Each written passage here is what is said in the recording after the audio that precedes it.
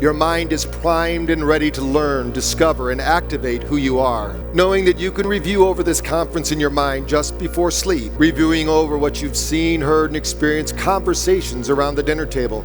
You're meeting intelligent people with something useful to say. This is your community. And as you allow your community to grow within your mind and body, I want you to imagine how you will show up when you return back into the room. So gently now, bring yourself back. Feel your body and mind synchronize back into this space, this time, this experience. You're here in Orlando, expressing at the highest level of your genetic potential, and then taking it just another level, because you aren't physical. You are a spiritual being having a physical experience. So imagine activating on all levels of existence who and what you are. And when you're ready to learn at an accelerated rate, knowing that you have a potential far beyond your conscious mind, your eyes will be open. So some of you might have to count from 1 to 3, and then at the count of 3, say to yourself, wide awake, feeling fine and in perfect health, feeling better than ever before, and this is so.